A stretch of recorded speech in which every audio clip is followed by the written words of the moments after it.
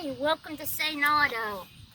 Let's go up to the barn garage and see what Victor's into today. Saneauto produces DIY auto repair videos and tool reviews. Hosted by retired ASE certified master mechanic Victor Sane. And he's a cutie pie too.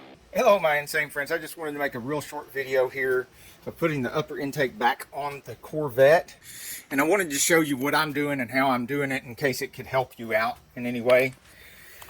Now you can see the bolts are all still loose, I haven't tightened them up yet.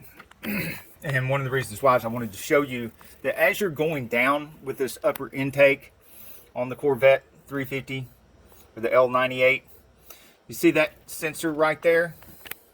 Let me see if I can get something to point at it better.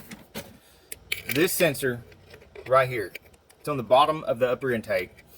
And there is the connector right there. Now you have to have all the bolts out and the upper intake kind of hovering up here in order to connect that. And you can't hover too high because there's not a lot of room on this wire. So if you're taking the upper intake off or putting the upper intake on, this is the critical things you need to know, is that you're not going to have a lot of room with that wire. And if you're taking the upper intake off, you're going to have to disconnect that as you come up with it. If you're going back in with the upper intake, you're going to have to connect it as you go in. Also, back here near the distributor, you have this pipe, and of course it's a flange, and it has to go in here. And you can see a little bit of that silver on my hand. That is the anti-seize that I put on the threads and on the tip of the pipe so that it can move around, budge around. And of course, all these bolts are out while you're wiggling that around, trying to get that started really good. And then you finish it off with a 5/8 open end wrench, making sure that you tighten that up really good and snug. And I don't mean Magilla Gorilla. Remember, you don't do Magilla Gorilla with stuff like this. Grease Monkey, not Magilla Gorilla. If you want to be really careful with the flange nuts, use something like these Craftsman. They're really affordable. There's no excuse for not having a set of these. They don't cost near as much as a Snap-on or Mac or Matco or something like that. And they work really well. I've been using them the last few repairs, and I'm not seeing any difference between the Snap-on, the Mac, the Matco, except for these may not fit quite as tightly on the flare nuts, but they're not stripping anything out either. Once I finished with that, it's just a simple matter of tightening the bolts up.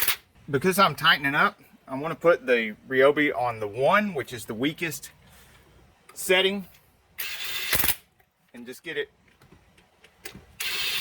snugged up there so that I can come back later and tighten that by hand or with a torque wrench.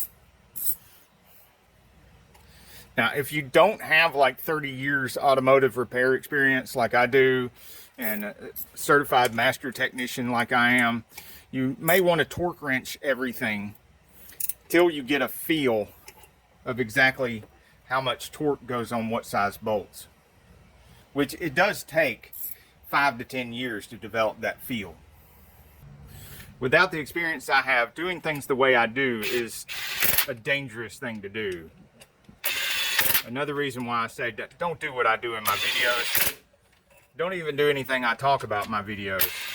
You could end up burnt, bruised, or bleeding, or you could mess things up worse than they are. That being said, if you're gonna do things like this at your own risk, I sure hope that something you've seen me do might help save you some time or some money. If you want me to film and share with you installing the throttle body on this 1985 Corvette, then please comment below C4 Corvette throttle body, and I will film that too as I go along and share it with you right here on Saneauto YouTube. In the meantime, as with all my other videos, everything I use in my videos, parts and tools, there is a link in the description below.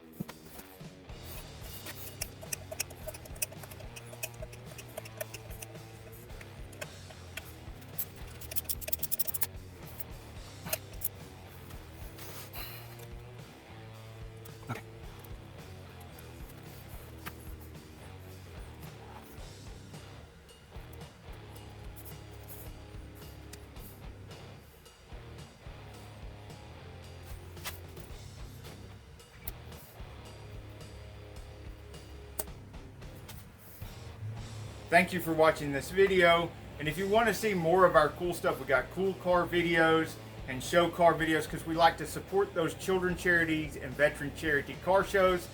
And we have tool reviews and of course auto repair videos.